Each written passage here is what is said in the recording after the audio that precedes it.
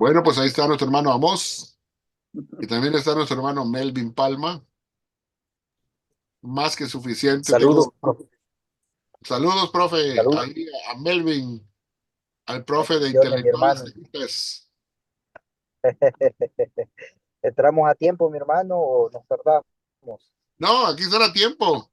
Tengo aquí a los dos teólogos principales para poder interactuar en cuanto a las preguntas y respuestas. No, tranquilo, mi hermano. Si me permites unos 3 minutos, pues voy a regar voy a invitar a Claro unos que sí, hermanos que entran siempre, mi claro que hermano. sí. Adelante, Que este adelante. cambio, no, se confundieron con este cambio de horario. Sí, yo me imaginé. ¿Y cómo? Sí, mi hermano, pero tranquilo. ¿Y cómo estamos para hoy? ¿Cuál es el tema? Bueno, acabamos de hacer una presentación sobre dispensacionalismo progresivo. Hicimos una Ok. presentación ya sobre lo que el dispensacionalismo progresivo postula.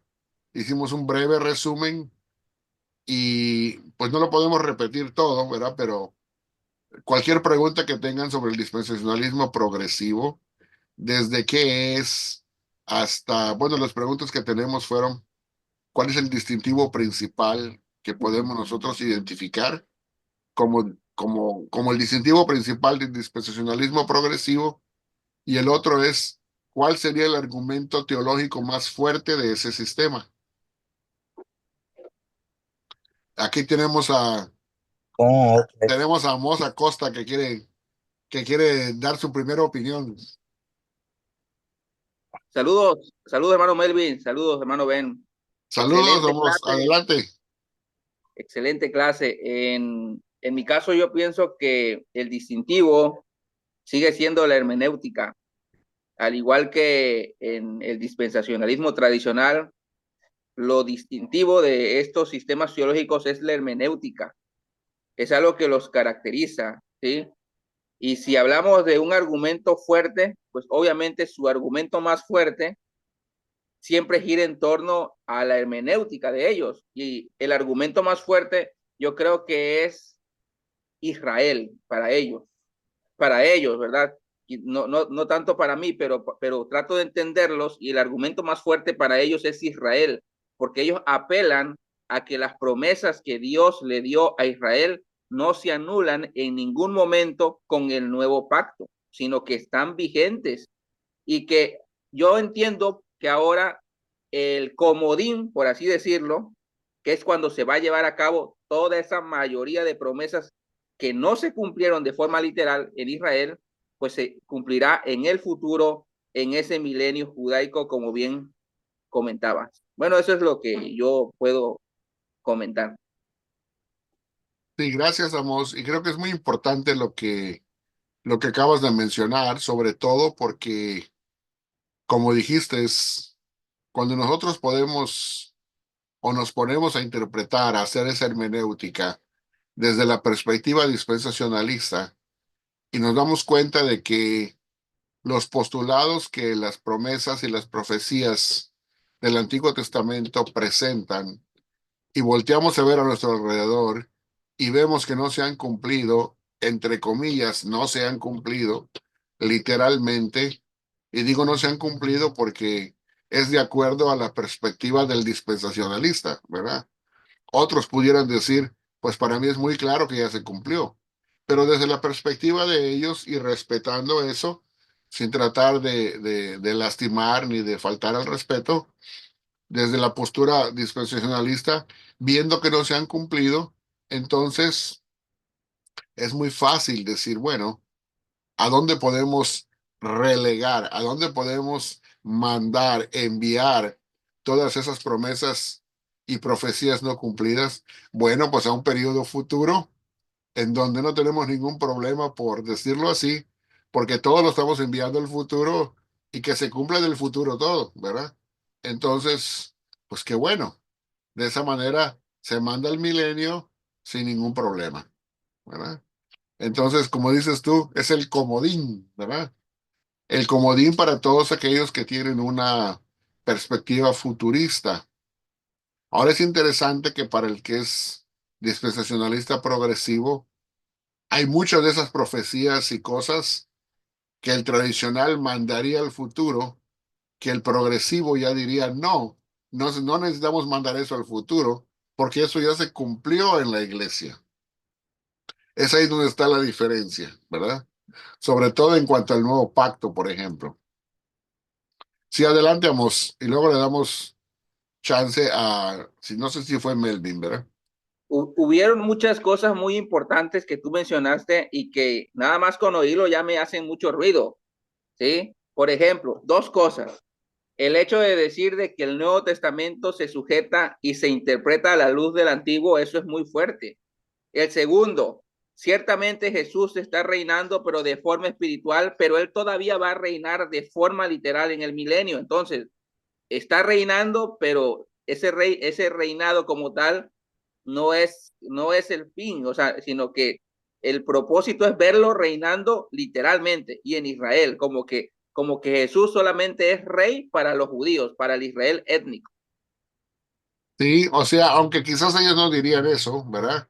No dirían es reinando para los judíos, sino quizás dirían a través de los judíos para reinar sobre todas las naciones, ¿verdad? Y podemos conceder eso, no hay ningún problema. Pero el punto es de que el sistema utilizado o el parámetro utilizado es un milenio judaico, ¿verdad? Y aunque no lo hemos tocado, pero los que eran dispensacionalistas tradicionalistas tenían esa postura de que, y lo vamos a ver más adelante, para ver si es que se mantienen en esa postura o no, estos nuevos, estos contemporáneos dispensacionalistas, es de ver si todavía mantienen la necesidad de hacer sacrificios de animales, porque eso presupone la reconstrucción de un tercer templo, presupone la reinstitución de un nuevo sacerdote, nuevo entre comillas, la restitución del sacerdocio arónico o levítico, y luego la reinstitución de todo el sistema sacrificial para llevar a cabo los sacrificios en el templo. De ahí la necesidad de estar reconstruyendo o redescubriendo dónde está el arca del pacto para poderla reubicar otra vez en un nuevo templo reconstruido, ¿verdad? Y pues ya, como vemos, muchas organizaciones por ejemplo, una de ellas que se llama la Organización del Monte del Templo, que supuestamente está haciendo o ha fabricado ya todos los utensilios, todos los muebles que lleva el lugar santo y el lugar santísimo, y aún el atrio del templo, todo ya está construido. En fin, todas las vestiduras sacerdotales que se han pasado años fabricando, en fin, todo eso, todo ha estado ya preparado y se está preparando, y la efervescencia empieza a ocurrir, ¿verdad?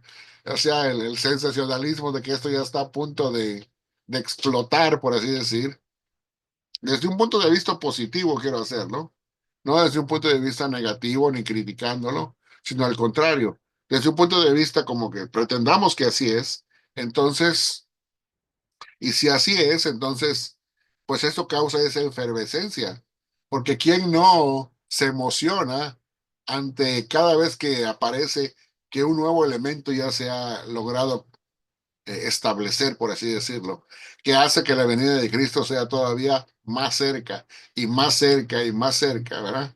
Porque mientras menos cosas hayan conseguidas en cuanto a ese plan, pues diría uno, la segunda venida de Cristo está más lejos. Pero conforme se van haciendo cada vez más cosas, y la última que siempre se ha tratado de decir desde hace años, es que lo último que se necesita para que Cristo pueda venir o que el rapto pueda ocurrir, en este caso, es la identificación de la vaca roja, la vaca alazana, ¿verdad? Y una vez que ya sea, este, que se tenga ahí, bueno, pues la ceniza va a ser sacrificada, y una vez que sus cenizas se consigan, entonces ya se tienen las cenizas para poder purificar el monte del templo, y ya entonces se pueda reconstruir el tercer templo. Porque mientras no sean esparcidas las cenizas de la vaca roja en aquel lugar para purificar el lugar, porque se considera un lugar impuro ahorita, inmundo, pero una vez que se haga eso, pues entonces ya se puede proceder a la reconstrucción del templo. Y eso implica un sistema totalmente ya elaborado, bien complejo de cosas que tienen que ocurrir, ¿no? No sé cómo lo vean ustedes, pero al menos yo lo veo de esa manera, ¿no? Pero Profesor Ben, Sí, adelante. una preguntita, disculpe. ¿Y estos dispensacionalistas progresistas, mi hermano, en cuántas dispensaciones están básicamente, concuerdan ellos?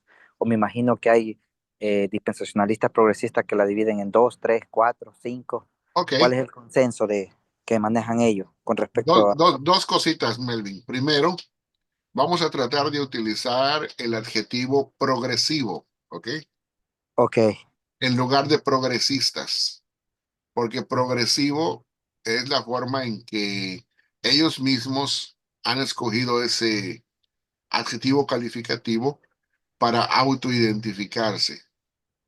Entonces, hablamos del dispensacionalismo progresivo o dispensacionalistas progresivos, ¿verdad? No decimos progresistas porque esa palabra la estamos dejando para todos aquellos que tienen la postura a favor de LGBT, ¿ok? oh, ya, ok, ok.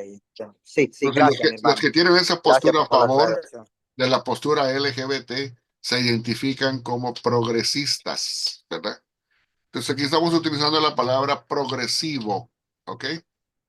Para hacer una pequeña diferencia en cuanto al adjetivo calificativo y entonces poder marcar una diferencia. Eso es por primero, nada más es una aclaración, ¿ok? Ahora, en cuanto a los números de dispensaciones, una cosa interesantísima es que los que eran dispensacionalistas tradicionales, como Scofield, en la Biblia de Estudio Scofield, y aún John Nelson Darby, que es uno de los propagadores más originales que hubieron de lo que es este sistema, pues originalmente establecieron 7 dispensaciones, como tú bien sabes. Ahora, en el dispensacionalismo progresivo se postulan 4 dispensaciones, ¿ok? Ya no se andan dividiendo las dispensaciones tan pequeñitas, sino se postulan 4. ¿Cuáles son? Bueno, la primera, desde Adán hasta Abraham. La segunda, desde Abraham hasta Moisés. La tercera, desde Moisés hasta Cristo. Y la cuarta es la época de la iglesia, desde Cristo en su primera venida hasta Jesucristo en su segunda venida. Esas son las 4 dispensaciones. Ya si tú añades el milenio, sería una quinta dispensación. Pero las 4 básicas son las que te mencioné, desde Adán hasta Abraham, la primera. La segunda, desde Abraham hasta Moisés. La tercera, desde Moisés hasta Cristo. Y la cuarta, desde Cristo hasta Cristo en su segunda venida.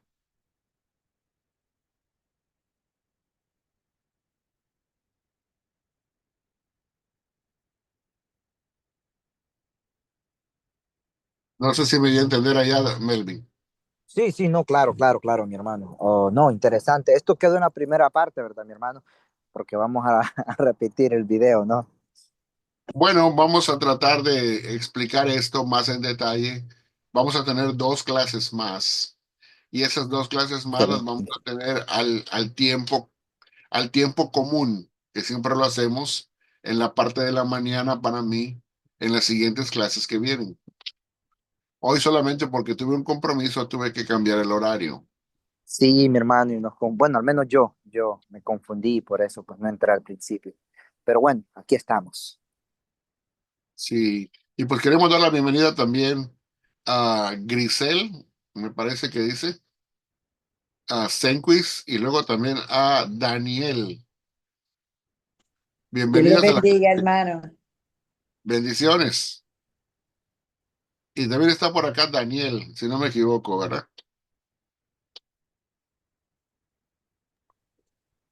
Bendiciones, pastor. Bendiciones. Bendiciones, bendiciones.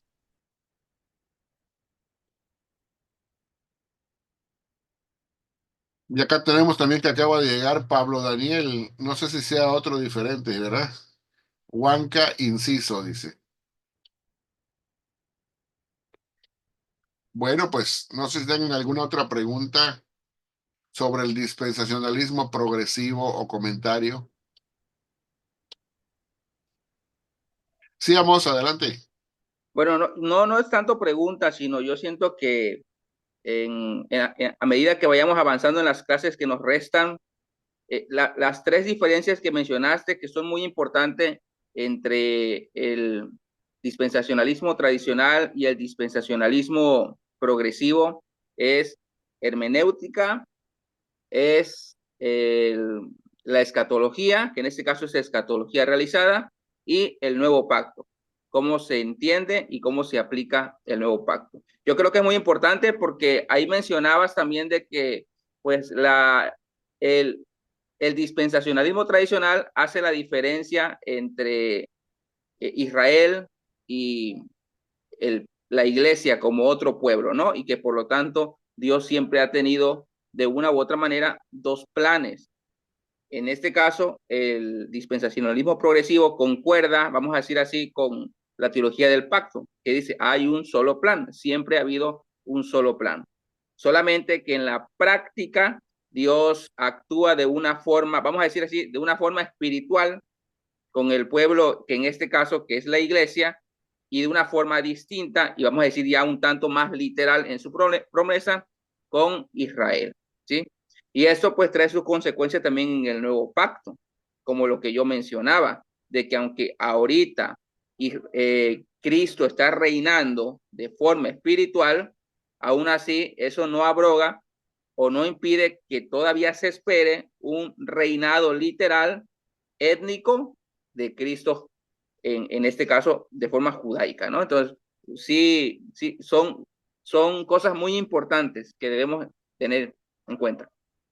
Y eso tiene que ver con la hermenéutica complementaria, como lo mencionamos y dimos a conocer cómo se llama ese sistema de hermenéutica que utiliza el dispensacionalismo progresivo.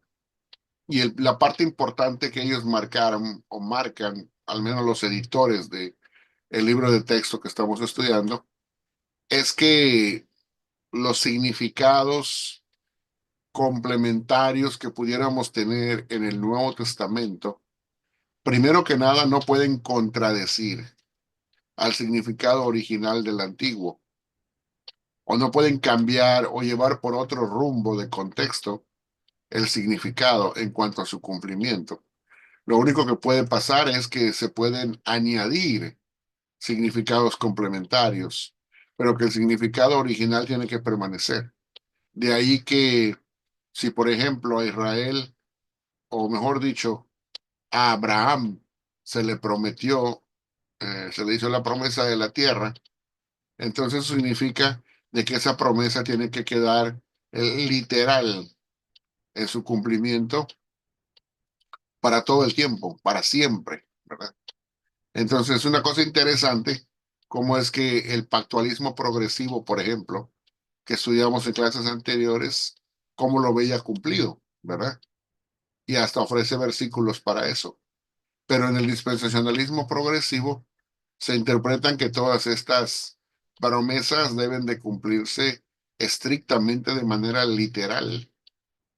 Y eso lo hace diferente. Adelante, vamos. Sí, algo que yo pienso que si se lee entre líneas es muy delicado el hecho de decir de que yo entiendo, ¿no? De que tanto en el dispensacionalismo tradicional como en el progresivo, el eje central de todas las profecías es Israel, al punto de que el Mesías debe aparecer para consumar las profecías que se le hicieron a Israel. Como si Israel fuera más importante que el Mesías. Entonces, cuando vemos el pactualismo progresivo, que es un sistema teológico muy distinto, el eje central siempre gira en torno a la persona del Mesías, por encima de Israel. De hecho, colocándolo y entendiéndolo como el verdadero Israel, que es muy Así diferente. es. Eso es muy importante porque en el dispensacionalismo progresivo, al menos hasta donde aparentemente llegamos ahora en la clase y en la presentación de los editores del libro que estamos estudiando, tienes razón, se presenta a Cristo simple y sencillamente como el cumplidor de las promesas hechas a Israel. Entonces, el sistema del dispensacionalismo, ya sea que sea tradicionalista o que sea progresivo o que sea de otro tipo, al menos hasta ahora donde ha llegado el desarrollo y la evolución de ese sistema de teología, todavía tiene a Israel como el centro de su teología. Entonces, es Israel céntrico, no es Mesías céntrico, sino es Israel céntrico. Y el punto es, fíjate, que no habría nada de incorrecto si nosotros dijéramos que es Israel céntrico, siempre y cuando identificáramos a ese Israel con Jesucristo, como lo hace el pactualismo progresivo, que dice y establece que el verdadero Israel es Jesucristo. Pero aquí no, aquí el verdadero Israel es el pueblo de Israel.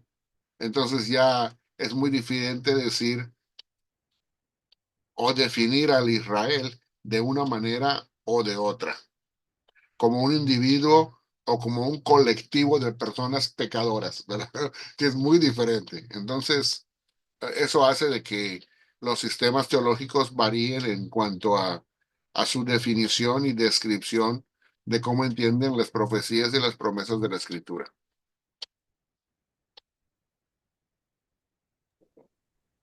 ¿Alguien más tiene algún comentario o pregunta? Gracias por llegar aquí a la clase. Me complace tenerlos a todos. Me voy a tener que retirar, Ben. Ok, gracias. Gracias, Amos. Pastor, una Excelente clase. consulta. Así es. Adelante, Daniel. Sí, pastor.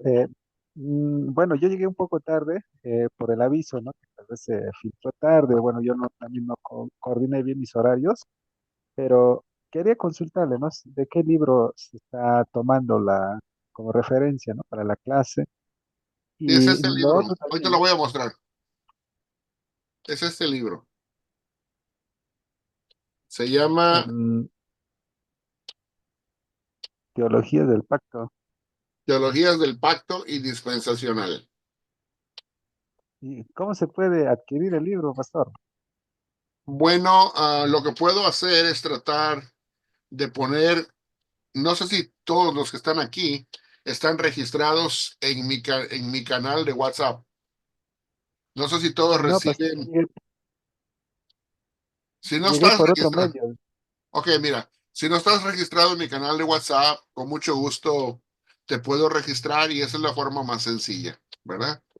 Lo único que tienen que Ya. hacer es enviar un mensaje a mi email. Mi email es beninstituto.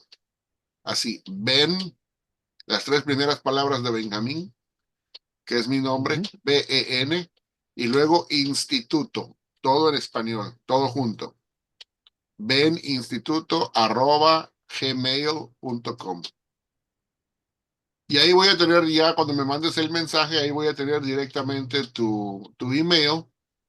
Y entonces yo te voy a contestar y te voy a decir, por favor, envíame un mensaje de WhatsApp a este número de teléfono. Ya tú me mandas el mensaje de WhatsApp. No lo digo aquí para que la gente que no tiene nada por qué saber mi número de WhatsApp ni entrar a este canal, pues para que no esté, ¿no? Pero para todos los que sí de verdad están interesados, con todo gusto yo lo comparto. Entonces ya te añado a la lista de lo que es WhatsApp y ya vas a poder recibir las invitaciones de las clases cada vez que tengamos clase, porque esto es una cosa continua. Entonces, estamos en cursos continuos gratis, ¿verdad? Entonces, te añado a la lista Y entonces puedo poner para todos en la lista un enlace donde pueden encontrar el libro y donde lo pueden comprar, ¿verdad? Sí, sí, pastor, le entiendo. Gracias, más bien. Claro que Lo otro sí. que quería, sí, quería consultarle algo, ¿no? Básicamente es mi duda. Como denominación, yo pertenezco a la Alianza Cristiana Misionera y anteriormente, años atrás, ya tal vez más de unas 2 décadas casi, se popularizó entre nosotros la Biblia Scotia, pero lo han abandonado. Entonces, yo he hecho unas consultas también a quienes son parte, ¿no?, de la educativa, ¿no?, nacional con el Seminario Bíblico de la Alianza, y me dijeron que ya no, ya no utilizan tampoco la teología sistemática de Schaffer, Larry Schaffer, sino más se inclinan a DeWitt Pentecost, ¿no? Y básicamente no me dijeron con claridad, o yo no tengo con claridad, mejor dicho, porque no se ha tratado ahora actualmente nuestra posición escatológica, ¿no? Pero yo quisiera consultarle, ¿no?, si usted sabe algo de la posición escatológica de, por ejemplo, de Lewin Pentecost, de Eventos por Venir, si eso está relacionado pues al dispensacionalismo progresivo, como lo usted estaba mencionando, ¿no? O qué tipo de visión dispensacional es esa, ¿no? Sí, muy Eso bien. realmente. Bueno, para empezar, ¿verdad? Hay que mencionar que el libro que estamos estudiando presenta 4 posturas. No quiere decir que son todas las que hay, pero presenta las 4 que considera el libro como las 4 más importantes. Dentro de esas 4 hay 2 que son dispensacionalistas y 2 que no lo son. La primera es la dispensacionalista tradicional y la segunda es la dispensacionalista progresiva.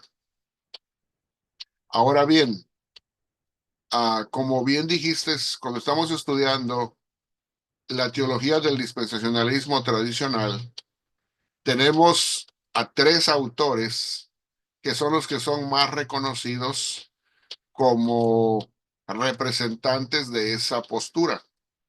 En el dispensacionalismo tradicional está básicamente los 3 más básicos que hay y los 3, digamos, más importantes, como más populares y más representativos, que son, ah, pues tú lo dijiste, es uno de ellos, Scofield, que se llama Cyrus Ingerson Scofield, con la Biblia anotada de Scofield, que es la que lo identifica en el ámbito hispano de manera más fácil. También está John Nelson Darby, que yo no le conozco en castellano, algún libro traducido al castellano. Quizás lo hay, pero yo no lo tengo. Ese es otro proponente de los originales del dispensacionalismo. John Nelson Darby, primero. Cyrus Ingerson Scofield es el segundo, con la Biblia anotada de Scofield al español. Y el tercero es Schaffer, o como se le dice en inglés, Louis Sperry Schaffer, que tiene una teología dispensacionalista de 2 volúmenes bastante gruesos. Esos 3 representan la teología dispensacionalista tradicional. Pasa el tiempo, pasan los años y aparece un movimiento que se llama el dispensacionalismo revisado, que no es el mismo que el progresivo. Es un movimiento que está entre medio del tradicional y el progresivo. En pocas palabras, el dispensacionalismo tradicional evolucionó en ciertos puntos y entonces cambió en su interpretación de ciertas cosas, como por ejemplo, cuando nosotros buscamos las diferencias en cuanto a los expositores, nos vamos a dar cuenta que los representantes de la nueva escuela revisada del dispensacionalismo, por ejemplo, son Charles Ryrie o Charles Ryrie, que tiene una Biblia anotada en español que se llama la Biblia anotada de Charles Ryrie o la Biblia de estudio de Charles Ryrie. Él es uno de los que son los representantes más destacados del movimiento revisado. También está Dwight Pentecost en los eventos del porvenir. Él no es un dispensacionalista tradicional o clásico, sino que es del movimiento revisado, Dwight Pentecost. Tienen algunos matices diferentes de interpretación con la postura tradicional. Y también está otro escritor que se llama John Walworth, que también es otro escritor del movimiento revisado. John Walworth, que es muy famoso en Estados Unidos, Dwight Pentecost con los eventos del porvenir, y Charles Ryrie, que tiene una Biblia anotada de estudio, Biblia de estudio Ryrie, y también hay un libro de teología básica de Charles Ryrie, que también básicamente presenta la postura dispensacionalista del movimiento revisado. Uno puede encontrar esa línea de interpretación a través de esos libros. Ahora bien, también ahora estamos hablando del dispensacionalismo progresivo, y el dispensacionalismo progresivo es todavía un paso más hacia el centro. O sea, se despega otro tanto más en algunos puntos del dispensacionalismo tradicional. Y entre los que tenemos como representantes del dispensacionalismo progresivo, tenemos básicamente a Craig Blazing. Todos son proponentes, todos son proponentes de lo que es los Estados Unidos. Tenemos a Craig Blazing, tenemos a Darrell Buck y también está Robert Saucy, que es otro expositor de el movimiento de dispensacionalismo progresivo. Ahora quiero decir a Daniel, que fue el que preguntó, en todos ellos, ya sea que estés preguntando por el dispensacionalismo tradicional, el revisado o el progresivo, la escatología en cuanto a la parte futura del entendimiento no cambia mucho. En la única parte donde cambia significativamente para el dispensacionalismo progresivo es en la época de la iglesia, que se considera que la iglesia es la fase inicial del reino de Dios que ya está presente en la tierra, en donde Cristo ya está gobernando o reinando desde un aspecto davídico, pero a la misma vez desde un aspecto espiritual, desde el trono de Dios en el cielo. Pero eso es tomado como la fase inicial. Todavía se sigue manteniendo en las tres formas de dispensacionalismo que hay, que va a haber un reino milenario, 1000 años literales, con cabecera en Jerusalén, Israel, y que desde ahí Dios en Cristo estará literalmente reinando sobre un templo reconstruido y que reinará en Israel sobre todas las naciones desde Jerusalén. Esa es la escatología básica de lo que es cualquiera de los tres movimientos que hay en el dispensacionalismo. Es decir, no cambia mucho. ¿Sí me dio a entender? Sí, pastor, le agradezco más bien la aclaración y Claro que sobre sí. lo anterior sí lo estaba escuchando. Sí, gracias.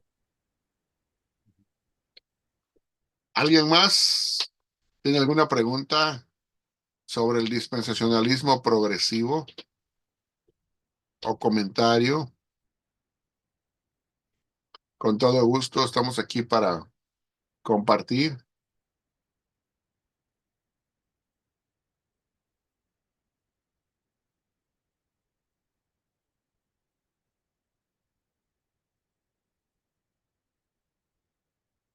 ¿Alguna otra pregunta, Melvin?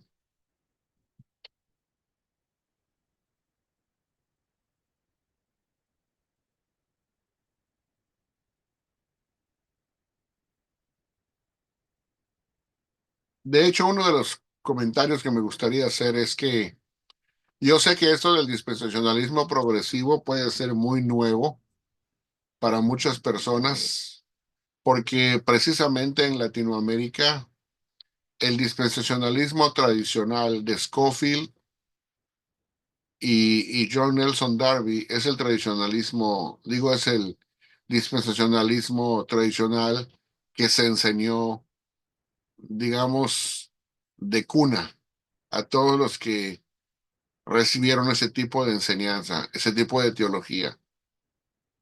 Y es en la mayoría de las iglesias de corte pentecostal se tenía ese enfoque, aunque el pentecostalismo como movimiento no es el único que tuvo una influencia en cuanto a dispensacionalismo. Muchas iglesias bautistas también tienen un corte dispensacionalista e incluso presbiterianas, algunas tienen ese corte dispensacionalista, pero no significa que todos lo tengan. Entonces, pero es ese movimiento tradicional el que abrió camino en Latinoamérica y luego, aunque en los Estados Unidos evolucionó y luego apareció el dispensacionalismo revisado, muchas personas en Latinoamérica todavía siguen con sus ideas tradicionales porque así les enseñaron en cuanto a dispensacionalismo, ni siquiera se han movido a la parte revisada como Ryrie ni Dwight Pentecost y otras cosas más, ¿verdad? Y pues, si no se han movido ni siquiera al revisado, o si ya se movieron al revisado, muchos todavía no han escuchado sobre el progresivo, ni cuáles son las implicaciones de ese cambio. Y por eso es que lo estamos presentando y lo estamos haciendo del conocimiento de la gente, para que la gente se entere que hay por lo menos tres tipos de dispensacionalismo.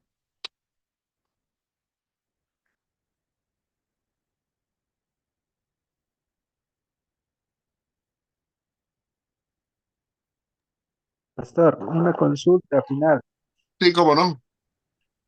Mi consulta es lo siguiente, ¿no? Ya es, con usted serán dos personas que para mí tienen un respeto importante en la enseñanza que están mencionando ya la dispensación progresiva. eh, y bueno, ¿no? Un material, pastor, para poder profundizar en el tema, porque, o sea, como en lo particular, en lo personal, yo no he profundizado mucho en los temas escatológicos. O bueno, tal vez no fue algo que me haya llamado la atención así, pero ahora sí me quedan las dudas debido a lo expuesto, no solo de ahora, sino ya meses anteriores, ¿no? Entonces yo quería saber para poder ver si tal vez eso es la postura de mi denominación, que ahí me caben Ok. las dudas. Ujú. Bueno, durante la clase estuve más o menos mencionando, hay un libro que no estoy muy seguro si es el único, al menos yo no conozco muchos libros en español que hablen del dispensacionalismo progresivo y que lo hagan con esa etiqueta, con ese nombre, ya como dispensacionalismo progresivo. Pero al inicio de la clase yo mencioné un libro que lo tengo aquí conmigo.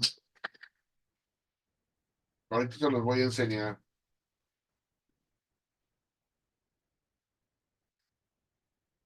Bueno, mencioné dos libros, uno académico y otro, digamos, para lectura laica. El académico es este, Hacia una teología del Antiguo Testamento, de Walter Kaiser, y es por editorial Vida. Ese es un libro académico que presenta una postura de dispensacionalismo progresivo. Aún en Estados Unidos, cuando se hizo esta teología y se hizo este libro, es un libro que plantó la semilla del dispensacionalismo progresivo, aunque todavía no se le identificaba con ese nombre. El nombre que el autor escogió fue la teología de la promesa.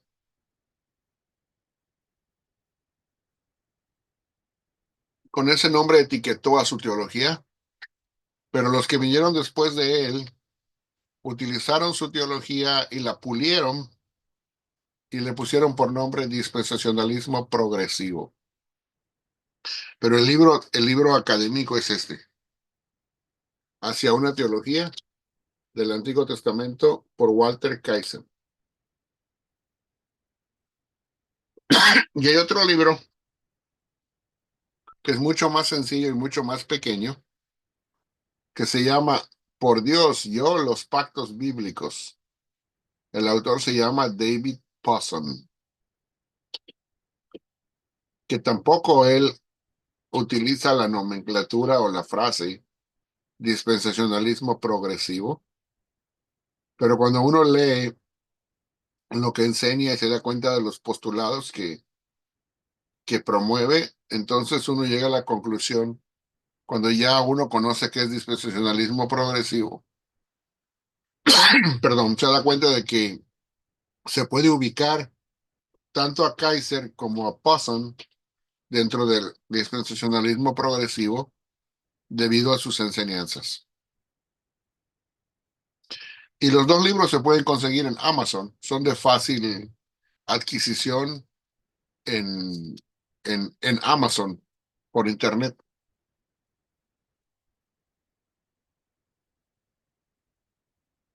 Eso es lo que te recomendaría para empezar, Daniel. Gracias, pastor. Sí, disculpe la molestia, ¿no? Pero mi No, no hay problema. consideración, mi consideración, sería, ¿cuál de las tres posturas dispensacionales cree usted que es más sólida o más argumentada, con más base? Bueno, si me preguntas a mí, la que tenga más base bíblica, la que mejor argumenta el tema, definitivamente te diría que es el dispensacionalismo progresivo.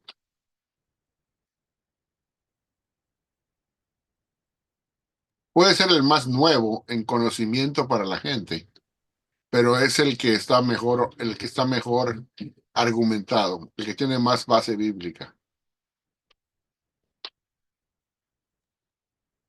Excelente. Gracias. Muchas gracias, pastor, por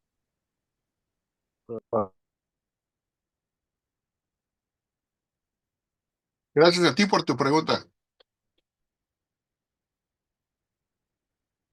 ¿Alguna otra pregunta, mis hermanos, hermanas?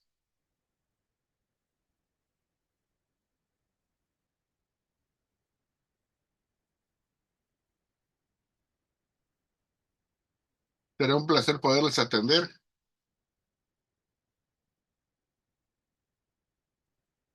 pero no todos al mismo tiempo.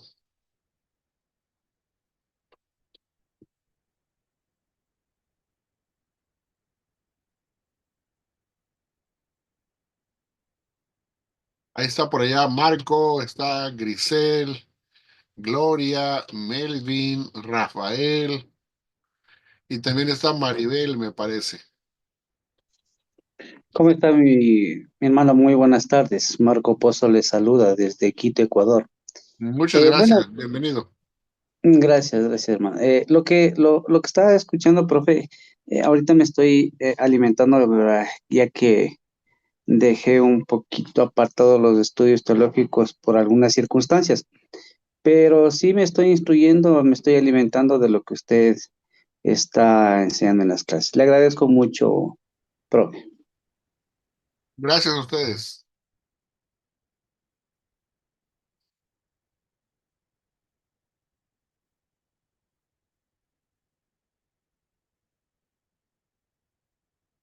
¿Alguna otra pregunta?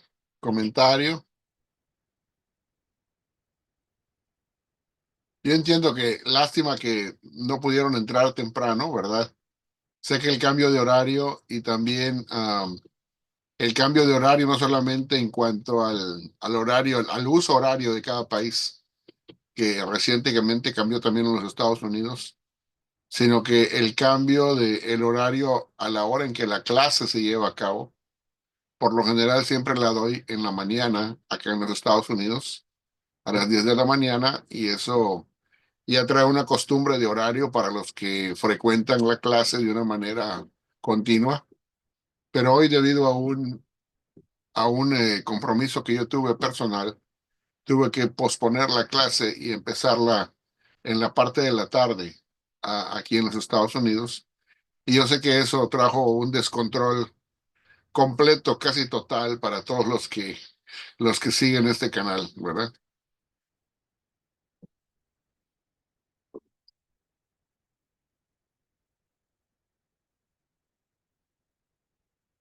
Hermano Rafael, gusto verlo. Saludos desde Venezuela, mi hermano. Ah, qué bien, desde Venezuela. Qué bien, qué Sí, bien. sí, sí. Bueno, me conecté tarde, pero en otras oportunidades sí he aprovechado sus estudios. También tuve el privilegio de oír una ponencia suya con intelectuales teístas y bueno, aquí tiene un seguidor. Yo estoy afiliado a su canal y Ah, qué bien, mucho gusto. aprendiendo y compartiendo también, porque sé que usted está trabajando duro contra eso de las raíces hebreas y por acá también se ha visto ese germen. Y Sí, bueno, qué bueno que estamos en lo mismo, ¿verdad? sí, ahí estamos aprendiendo, hermano. Gracias. Qué bien, me da mucho gusto saber que ha sido de bendición y de ayuda para ustedes. Profesor, hermano Ben, disculpe que no levanté la mano. No hay problema, adelante, Sí, Melvin. hay una frase muy conocida entre muchos maestros que dicen que cuando hay algo nuevo, cuando sale algo nuevo, pues algo novedoso, ojo, levanta los ojos porque con cuidado, que no es fácil de confiar. Vamos a ver, profesor. Y aquí viene la pregunta con respecto al progresivo, que ya sabemos que, bueno, yo creo que, no sé si conoces al teólogo Néstor Díaz, él ha abrazado esta postura y él explica también muy bien. No sé si has visto los videos, pero mi pregunta sería, mi hermano, ya que esta postura es bastante novedosa, ¿no estaría jugando en contra lo nuevo, lo reciente? Bueno, yo he escuchado tu respuesta anteriormente, pero sí me gustaría pues que lo escucharan los hermanos, ¿no? ¿Qué podrías decir tú con respecto cuando posturas vienen, posturas van y esta postura que tiene no mucho tiempo, ¿no? Y que por cierto está ganando mucha popularidad en América Latina, ¿no? Esa sería mi Sí, consulta, profesor. sí, mira, la tendencia general en la comunidad evangélica siempre ha sido y es muy difícil de cambiar porque se ha vuelto una tradición de que, como dice el dicho, ¿no? Y eso está impregnado en nuestra cultura también. Decimos, más vale viejo conocido que nuevo por conocer, ¿verdad? Entonces, tenemos la tendencia a utilizar eso y aplicarlo en diferentes ámbitos de nuestra vida. Y también lo aplicamos al ámbito teológico, en el sentido de decir, bueno, prefiero quedarme con este sistema de teología que aprendí hace 30, 40 años, un decir, ¿no? Que aprender uno nuevo, aunque necesariamente el antiguo, no por ser antiguo, significa que es más bíblico que el nuevo o al revés. No porque sea nuevo, necesariamente es más bíblico, ¿verdad? Entonces, sino que cada cosa hay que estudiarla y sopesarla por su propio peso en cuanto a argumentos y base bíblica. En cuanto al dispensacionalismo, es importante hacer notar que el dispensacionalismo siempre ha estado en choque y en contraste con otro sistema de teología que ya hemos estudiado también en este canal, que es la teología del pacto.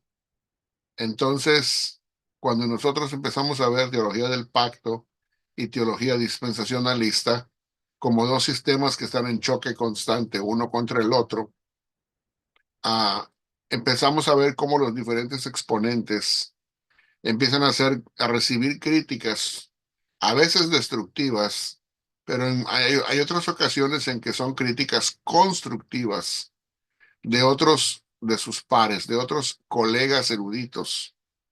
Porque aunque ustedes no lo quieran creer, el propósito de un erudito criticando a otro no es nada más, o sea, criticándolo constructivamente, no significa nada más que le quiere ganar y decir yo sé más que tú. Ese no es el punto. El punto es de que queremos llegar a la verdad bíblica. Todos los que estudiamos de una manera consciente la escritura, realmente nuestro deseo sincero es llegar a conocer la verdad íntegra de lo que la escritura enseña, no solamente para conocerla, sino para que realmente haga un cambio en nuestra vida. Porque el propósito es que la palabra de Dios cambie nuestro ser y nos haga más semejantes a Jesucristo cada día. Y creo que con eso estamos de acuerdo todos, ¿verdad? Entonces, en cuanto al dispensacionalismo, después de estar en interacción y en constante um, crítica constructiva con la teología del pacto, se van desarrollando diferentes sistemas, como el movimiento revisado primero, el de Ryrie y el de Dwight Pentecost, en donde ya hay algunas modificaciones que se le hacen al sistema tradicional de Scofield. ¿Por qué? Porque al estar estudiando, se empiezan a dar cuenta los mismos dispensacionalistas que hay algunas partes forzadas, hay algunas partes que no están bien interpretadas de la escritura y que están así ya plasmadas en su sistema de teología, pero que necesitan revisión, que necesitan cambios y modificaciones por cosas que van aprendiendo de la misma escritura y por críticas constructivas que van recibiendo de otros colegas que vienen de otros sistemas teológicos, que al venir de otros sistemas teológicos logran ver objetivamente cosas que nosotros no logramos ver de nuestra propia teología porque tenemos unos lentes de prejuicio que nos prohíben. Son lentes de emoción, son emocionales, que es como decimos, mi teología no puede estar equivocada. Entonces nos cerramos nuestra mentalidad, cerramos nuestra práctica de estudio y entonces tratamos de resguardar nuestra teología de cualquier cambio. Pero eso es incorrecto, porque la forma correcta del estudio es estar abierto a cualquier ataque a la teología propia de nosotros. Si la teología propia de nosotros es la correcta, va a aguantar cualquier crítica y cualquier embate de cualquier cosa, porque está fundamentada en la escritura. No importa quién la ataque, ahí se va a mantener. Pero si tu teología tienes miedo de que te la derrumben y no quieres que nadie te la cambie y por eso te cierras, entonces eso significa primero que estás inseguro en tu propia teología, porque sabes que al primer choque, digamos, confrontacional fuerte que tengas, se te van a caer todas tus columnas y tus castillos. Entonces, mucha gente prefiere tomar la actitud como del avestruz, meter la cabeza en un hueco en la tierra y hacer como que nada está pasando. Aunque todo el mundo esté cambiando alrededor de uno, pero uno no cambia porque tiene la cabeza metida debajo de la tierra en el hueco, ¿verdad? Pero no podemos tomar esa actitud. Entonces, lo que ha sucedido es que el dispensacionalismo, al estar en esa constante interacción con otros tipos de teología y con su propia teología y sus propios exponentes, entonces fueron puliendo el sistema y apareció el movimiento revisado, el de Ryrie y el de Pentecost y el de Walworth. Con el paso del tiempo, los mismos dispensacionalistas siguieron en su diálogo con los de la teología del pacto, con ellos mismos como dispensacionalistas, y se dieron cuenta que el sistema necesitaba todavía, a la luz de la Biblia, otras modificaciones, otros ciertos cambios, que no dejaba de ser dispensacionalismo, pero que necesitaba, a la luz de la Escritura y de un mejor estudio, una definición mucho más pulida. Y el dispensacionalismo progresivo viene a ser hoy, hasta este momento, una versión más pulida y más bíblica del dispensacionalismo original. Y ya cuando se compara el de hoy, el progresivo, con el tradicional, se puede encontrar ya una gran brecha, una gran distancia, y ahora es mucho más fácil identificar cuáles son las diferencias de interpretación bíblica y de definición teológica entre una postura y la otra. ¿Por qué? Porque si, digamos, del tradicional al revisado era medio punto de diferencia, ahora del revisado al progresivo tienes otro medio punto, pues entonces ya tienes ahora un punto completo.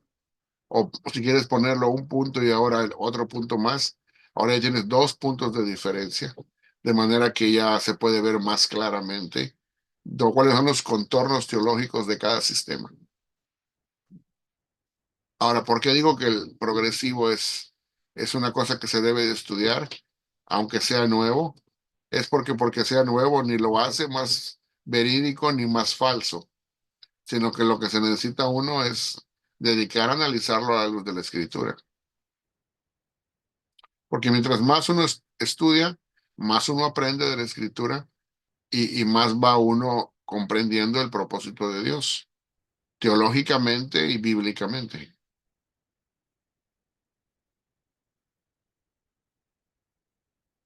¿Sí me dio a entender, Melvin?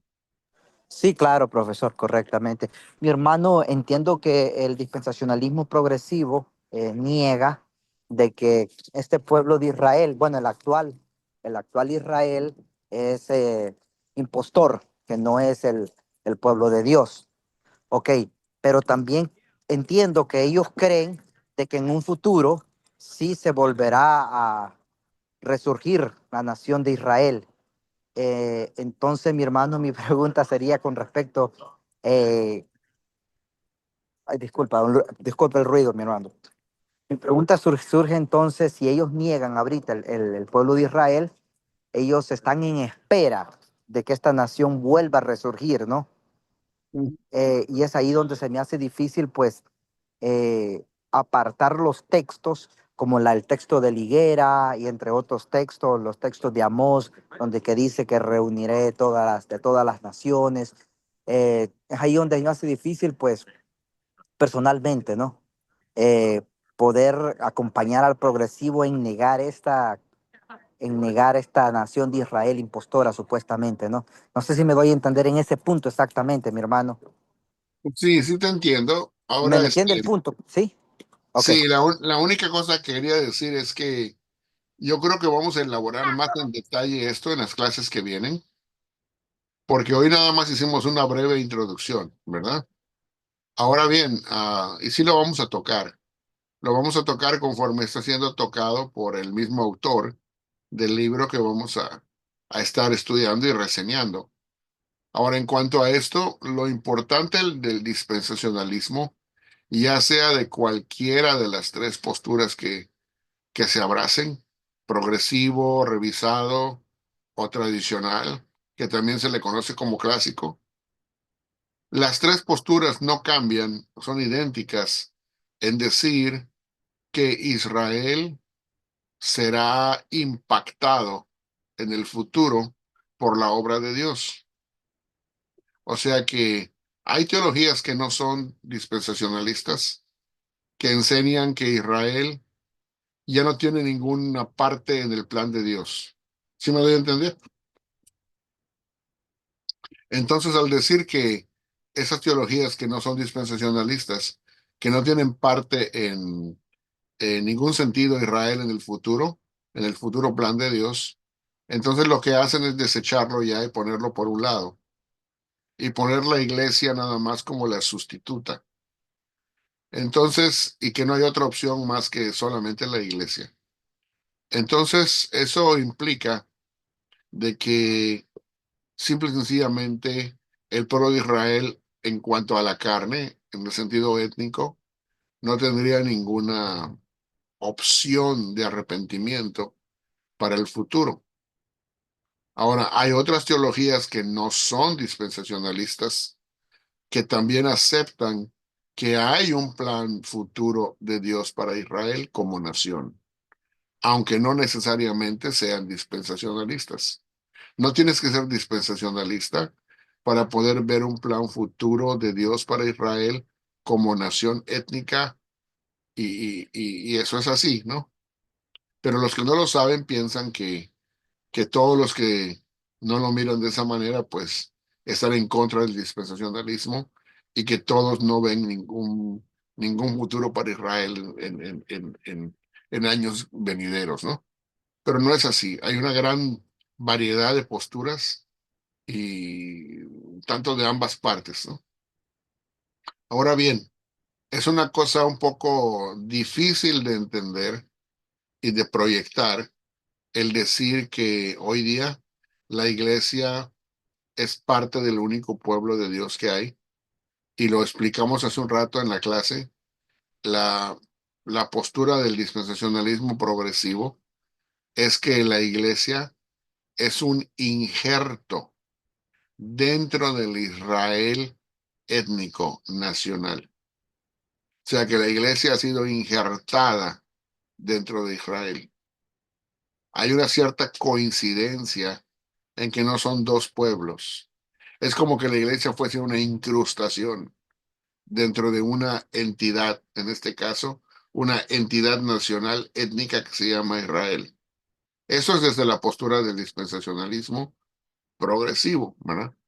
Entonces eso significa que aunque el gran resto del pueblo está, digamos, cegado, parcialmente cegado, ¿verdad? Porque no todos están cegados, pero sí en su gran mayoría. Hay una minoría étnica que cree en Jesús, siendo judía, pero es muy pequeña, es un remanente demasiado pequeño, y el resto de la gran multitud de creyentes son gentiles, pero como quiera que sea, están esos gentiles injertados o incrustados en el Israel nacional, haciendo de ambas entidades un solo pueblo, pero preservando las distinciones entre ambos, no igualándolos, pero sí distinguiéndolos. Entonces, eso hace de que se pueda decir que el Israel étnico del día de hoy no es pueblo de Dios en ese sentido, porque no es creyente, pero a la misma vez no ha sido desechado del todo o finalmente, sino que dentro de la nación de Israel está la iglesia como una incrustación, como un injerto, y que más adelante Dios va a tener misericordia del pueblo de Israel nacional en el futuro, de manera que una gran masa, una gran cantidad de judíos serán creyentes en un tiempo futuro porque se arrepentirán, recibirán a Jesús y vendrán a formar parte de la iglesia. Entonces, está, en pocas palabras, de lo que se habla aquí no es de una contradicción, sino se está hablando de una paradoja que es aparentemente una contradicción, aunque no llega a serlo. ¿Por qué? Porque la iglesia no suplanta a Israel, pero al mismo tiempo no es igual a Israel. Entonces, no son iguales ni al mismo tiempo ni del mismo sentido, ni tampoco están en contra el uno del otro, ni en el mismo tiempo ni en el mismo sentido. Entonces, es una paradoja. ¿Sí me doy a entender? Sí, profesor, correctamente, mi hermano. Ahora, Yo vamos a entiendo. explicarlo mucho más en detalle y con ejemplos en las clases que vienen. Ok, Porque esa parte profesor. no es una cosa fácil de entender, ¿no? Yo reconozco que no es una cosa fácil. Hay otras explicaciones que a mí me hacen mucho más sentido, ¿verdad? Claro, mi hermano, porque, bueno, claro, mi hermano, porque para serte sincero, pues todo dispensacionalista, digamos, fundamental, él te va a decir, pues, de que el pueblo de Israel es intocable, ¿no? Y que venga el Sí. progresivo a querer negar esto, entonces, de ahí, pues, hay, como le digo, discrepancia, ¿no? Ahí la cosa se Ujú. empieza a poner un poco rígida, ¿no? Pero, bueno, mi Sí, hermano, vamos a ver, vamos a seguir aprendiendo. claro que sí.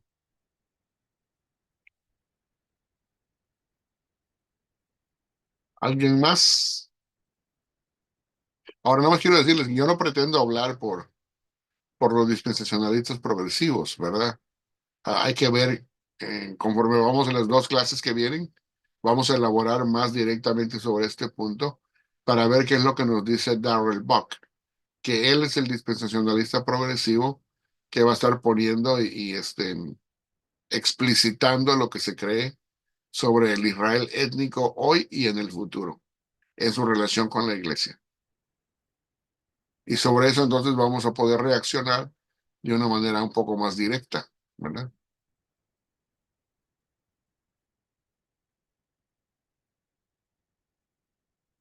¿Alguien más?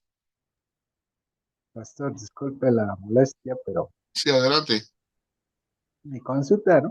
Ya que me entra la curiosidad, ¿no? ¿Dónde ubica el arrebatamiento del dispensacionalismo progresivo? ¿No?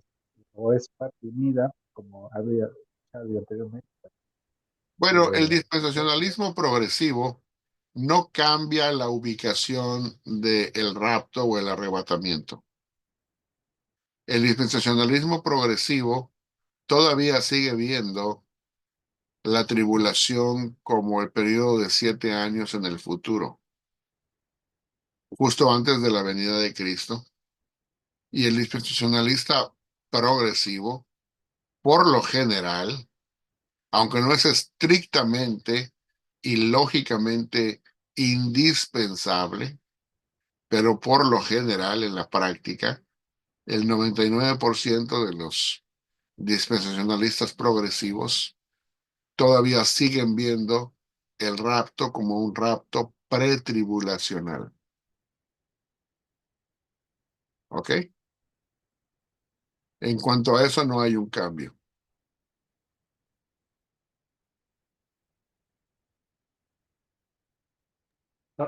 Eso quiere decir que se ubica eh, antes del inicio de la tribulación, de los 7 años. Antes del inicio de la tribulación, por lo general. Puede ser que haya algún dispensacionalista progresivo que diga, no, pues yo lo veo a la mitad, o no, yo lo veo al final, ya post-tribulacional. Puede haberlo, porque el sistema lo permite, pero por lo general, la gran mayoría son pretribulacionales.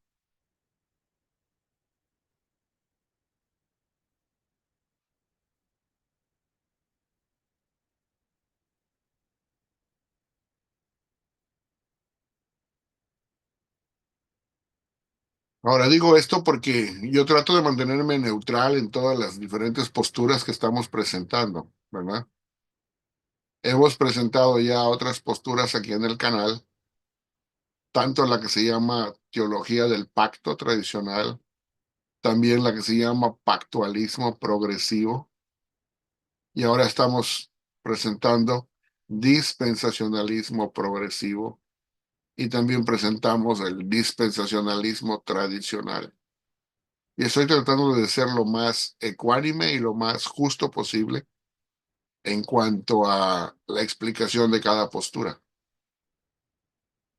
Porque mi idea y mi postura aquí no es presentar mi postura ni decir esta postura es la única, aunque las demás están aquí, pero esta es la buena, crean en ella, abandonen las demás. No, ese no es mi tema, ni es el propósito de este instituto. El instituto en lo que nos abocamos es educar. Ya cada quien hace sus propias conclusiones, su propia investigación después de la clase y llega a sus propias conclusiones según la oración, orándole a Dios a través del Espíritu Santo, que le ilumine a cada quien y cada quien toma su decisión.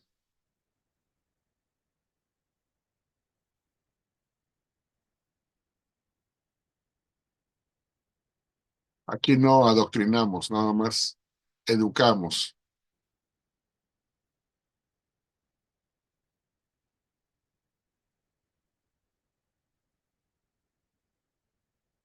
Bueno, mis hermanos, creo que ya se nos acabó el tiempo.